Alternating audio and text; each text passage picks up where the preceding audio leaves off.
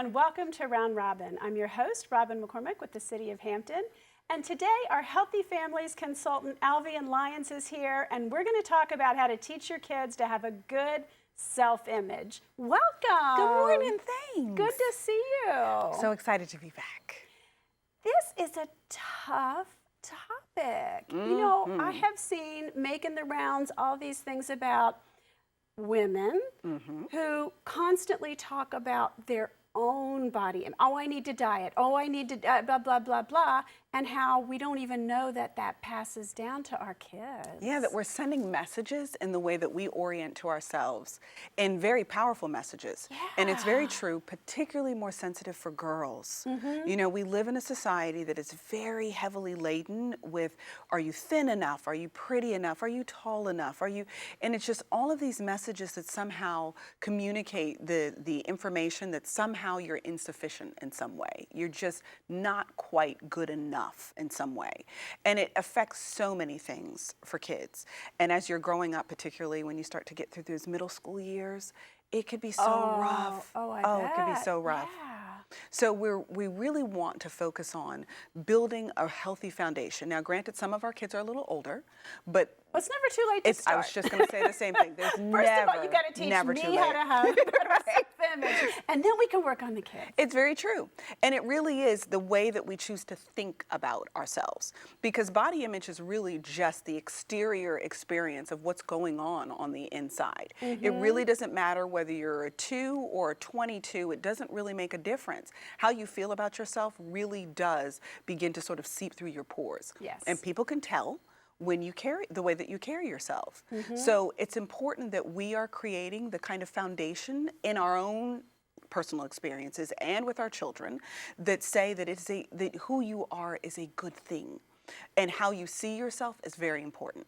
So we found a very simple way of being able to remember some very important things in the concept. Okay. So we're going to use the acronym BODY.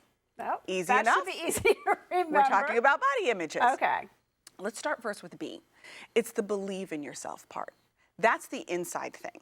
You know, what's funny is most people think that however they see themselves is how other people see them. Right. And that's not actually true. The truth is that people see what we decide to show them. We believe what it is that is communicated. And a lot of times we're making our interpretations based on whatever it is that we're working with. So we project out very often that if I think I'm ugly, everybody else must think I'm ugly. And that is absolutely not the case. You know, there are lots of kids that you look at and you're like, you're a gorgeous child. And yet they struggle with whether or not they're attractive enough for whatever reason. You know, and a lot of times when we're dealing with families with different socioeconomic levels, it may even be things like my parents can't afford to spend $200 on sneakers. Right. It might be I'm not wearing the right outfit. And it has nothing to do with whether or not you are a beautiful human being. All those material things are so unimportant. But if we're not communicating those messages, then our kids don't naturally pick those things up. They'll respond based on whatever it is that people are kind of feeding them. So we want to teach them to believe in themselves, that there is so much more to them than what they have going on the outside. And quite frankly, beautiful people are a byproduct of a really beautiful inside. Right, You know, right. like who doesn't like hanging out with people who are genuinely good people? You know, that treat people well, and they communicate nicely to one another. They're not obnoxious in the way that they say things, and they're not always looking for opportunities to put somebody else down because they're different. You know, being a good person really does matter, and it does come through your pores. And naturally, good people tend to be more attractive. They're warm, they smile, you feel good in their presence. All of those things change the way that you see another person.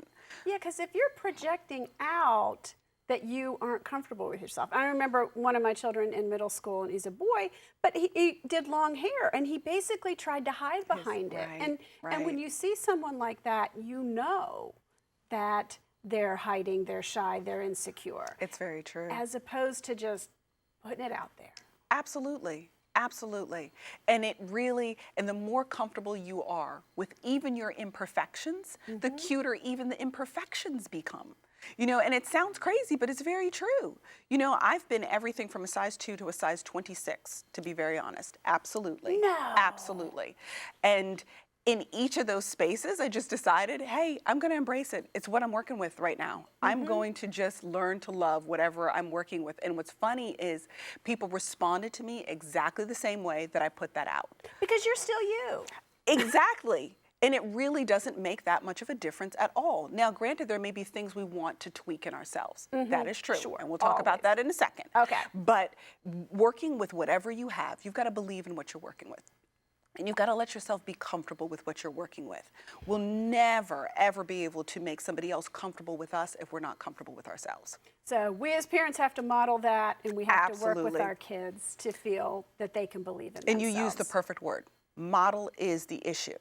What we do in terms of what it is that we're presenting to our kids, they pick up on that. Whether we're consciously doing it or not, they are picking up on that. So it is very important that we not only nurture them, but we have to nurture ourselves, which is something that Healthy Families is fantastic at being able to teach. Yes. So we're always encouraging people to participate in nurturing classes, whether you're talking about your kids are age 2 to 12, you learn things about yourself in the process. And that's the kind of stuff that makes a difference with your kids. So believing yourself is super important. Okay, believe in yourself. The next thing is the O. Be optimistic. If you don't believe it's going to get better, it rarely ever does. We live, it's the self-fulfilling prophecy. If we don't choose to be positive about what it is that we're experiencing or what we're capable of being able to do, whether or not we're going to make new friends, will we enjoy the social experience? If you go into it pessimistic, we generally get exactly what it is that we go into it with. So it's important to be optimistic about yourself. Think positively about you.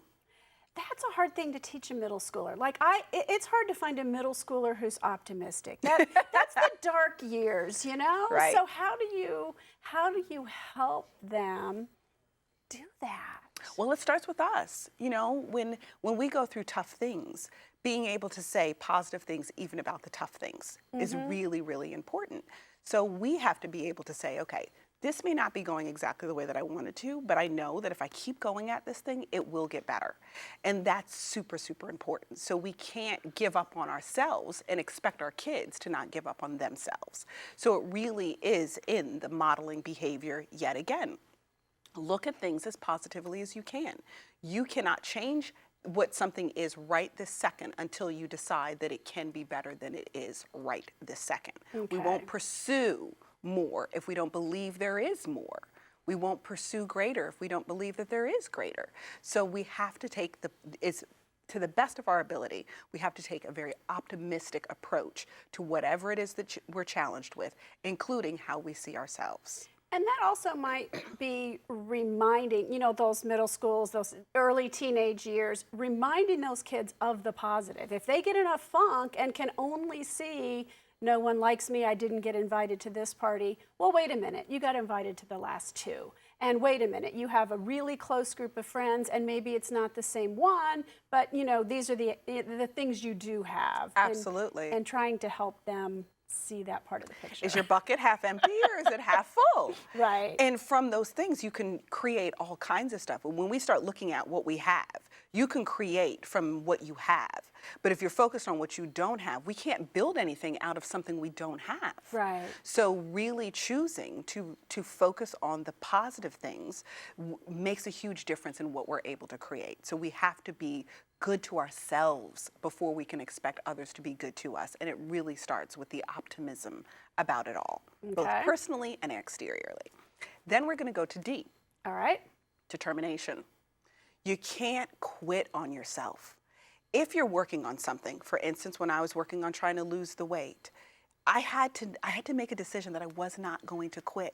I'm not going to walk down the street and lose 20 pounds. So like, you know, as much as I would like to, you know, it's not going to be that one dessert that I skip that's suddenly going to get me back into that old pair of jeans or dress. You know, it is consistently working on even the tough things and not giving up and being able to encourage yourself sometimes, because sometimes other people aren't going to give us the encouragement we need. Right. So sometimes Other people don't want us to change. it's true, because Yeah. they're comfortable with us the way that we are. And sometimes our growth makes other people feel insecure and a Right. little uncomfortable. And it's Especially in those, ugly again, truth, but those it happens. teenage years. Oh, Well, absolutely. even elementary school now, where kids are constantly comparing themselves to each other. It's true. And we can't allow that to stunt our growth. You can't be smaller to make somebody else more comfortable. You can't dim your light, because each child and each adult has a unique light. You can't dim that for somebody else's comfort. You have to be okay with being as bright as you're meant to be. So that includes, making sure that if I've set a goal, I have to be determined to be able to reach that goal. And I need to be proud of myself at each of those steps on my way there. It's not, you don't just have the party when you finally do everything that you plan on doing, because the nature of humans is we're going to add other things, which means we'd never arrive. Right. You've got to be proud of yourself for each of those steps that you take forward, but you can't quit on yourself. As hard as it can be sometimes when we're working on changing the way we either see ourselves or actually physically changing ourselves, you cannot give up on the process. Decide on what you want it to be, and then commit And to make doing it reasonable. That's the other thing, too. Instead of saying, I'm going to lose 50 pounds by next month, let's be honest. Not going to That's happen. not And if gonna it did, it happen. wouldn't be healthy. It would not be healthy at all. Right. It might be a medical emergency if you were able to do that. So instead, realistic goals. The average person loses 1 to 2 pounds per week. So when you lose that first 5 pounds, be proud of yourself. That's a big deal. Yes. When you lose that 15, be proud of yourself. When you finally go to the gym for the first time, when you take that walk, when you run with the dog, whatever it may be proud of yourself. You did something today that you didn't do yesterday. And that is worthy of some measure of that a girl, that a boy. You did good. So stay determined, but you got to give yourself the simple wins. You let yourself have that and feel that, and there's nothing self-centered about that. You're totally worth it. So I want you to stay determined in the process. And then finally, why? You are enough right now. Too often, we don't think we're sufficient enough. We work from places of deficiencies. Somehow I'm inadequate. Somehow I didn't measure up. Somehow I'm not what people wanted me to be. Somehow. And you've got to give yourself permission to say, yes, I am enough. I'm enough right this second. So if I don't change, but I'm a good human being, that is sufficient. But if you decide that you want to make some adjustments in your physical self, that's fine too. But know that you're not going to be enough after you lose the pounds, after you get the muscle tone, after you make the cheerleading team, after you captain the football team. That's not when you're enough. You're enough right this second if you never do any of those things, but if you simply choose to love yourself. And that really gets back to the first one, to believe in yourself. Because if you think you're going to be a different person when you lose 15 pounds, you're not. No. It doesn't change the inside. Not even close. And you're not still going to be happy with yourself if you have those feelings. So it's all just builds on itself, doesn't it? It's true, because everything that's on the outside is really just a byproduct of what's going on the inside. And a lot of times people act as if they're two separate things. But when we're dealing with body image, how you feel about yourself is not really your physical self. It's your interior self. So in encouraging our kids and nurturing them to be able to feel good about themselves, we have to do a better job for us first, and then being able to lay those foundations for our kids.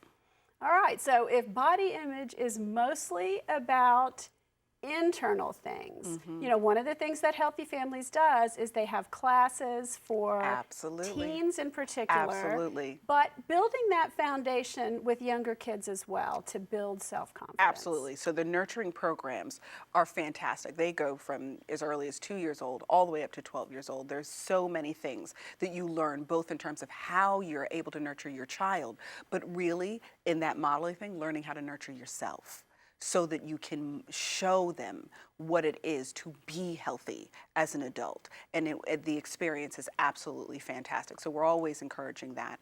And then the connecting with your teens, going through those tough years, learning how to be able to navigate those spaces effectively, finding out what they're really thinking and feeling. Connecting with your teens gives you an opportunity to be able to do that in ways that many of us would not naturally know. You know, our kids don't come with manuals, and when they start getting emotional, we really need the additional support. And they may not always talk to us, but sometimes in a setting of other teens or other parents, more things can come out. That's exactly right. And then they bring everybody together so that they can share what it is that they want to be able to communicate, but may not have had the structure and the tools to be able to do before. It comes together quite beautifully. Okay. All right. Okay, so I'm here we going go. to try this. So here we go. We're talking about body image and self-esteem and how we can have, so this is partly for me, Absolutely. but also partly how I can help my children have better image. Absolutely. So you're going to run through the acronym, which is BODY. B, believe in yourself. Nothing happens until you feel good enough about yourself to start the process. You've got to believe in yourself. O, you got to be optimistic. If you don't think it'll get better, it won't get better. But the truth is almost everything gets better. So stay optimistic. D, be determined. Nothing you're working on is going to happen overnight. So be determined. Take one step at a time and reward yourself for those steps. Be proud of yourself in the process, and then why? You are already enough. You don't have to arrive somewhere and do something before you're good enough. You are good enough right now. And your entire body image is a byproduct of how you feel on the inside. So we want that to project on the outside. So take care of yourself. Be good to you. That sounds wonderful. Okay. I have a new enthusiasm. We're going to do this. We're going to do this. Thank you, Alvean. Thank you for those tips. And thank you for watching. I hope this gives you a way to take stock of yourself, pay attention to what you are modeling to your children, and be a little better to yourself as well. Thanks for watching.